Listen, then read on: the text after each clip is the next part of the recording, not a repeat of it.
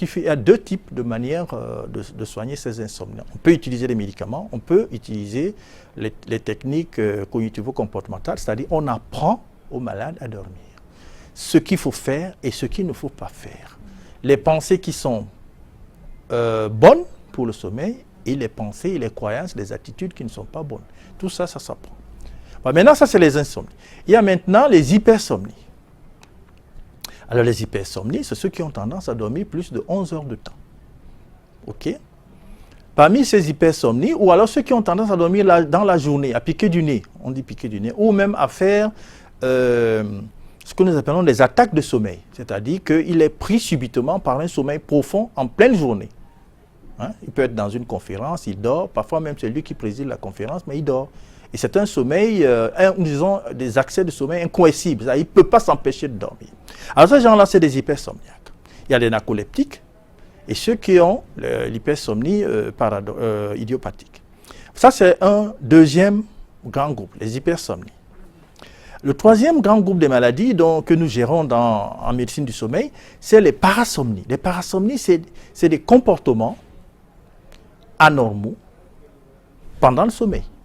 La parasomnie la plus connue, et je suis d'ailleurs heureux que beaucoup de Camerounais connaissent cette parasomnie, c'est le somnambulisme.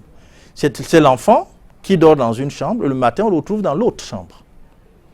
Vous le mettez dans sa chambre le soir, mais au matin on le retrouve sur le divan, dans la salle à manger ou quelque chose comme ça. Il migre dans la nuit, il marche, et au matin il ne se souvient pas. Vous comprenez? Et dans nos villages, on va penser que ce sont les sorciers qui le hantent et tout ça, alors que c'est une parasomnie, c'est une maladie qui est bien documentée, qui existe dans le monde entier, hein, et qui a un traitement. Alors ce somnambulisme lui-même, il a plusieurs aspects. Il y a la sexsomnie. C'est un somnambulisme sexuel, c'est-à-dire la personne initie les rapports sexuels pendant qu'il dort. Il a un rapport sexuel et sa femme le surprend en train de ronfler pendant le rapport sexuel. Et il ronfle parce qu'il dort. Et pourtant, c'est lui qui initie le rapport sexuel. On appelle ça une sexsomnie.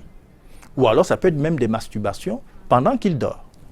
Maintenant, il y a les sexsomnies alimentaires. Il se couche, il dort, et il se lève, il va à la cuisine. À la cuisine, il mange du n'importe quoi. Il peut manger le savon. Il peut boire le savon liquide. Oui, oui, il mange des bizarreries. Ce qu'il mange le jour, ce n'est pas ça qu'il mange quand il fait son somnambulisme alimentaire. Il mange des bizarreries. Vous comprenez? Voilà, ça c'est un somnambulisme alimentaire. Maintenant, il y a ce qu'on appelle le sleep driving. C'est un somnambulisme très dangereux parce que la personne peut se lever, descendre, s'habiller, prendre la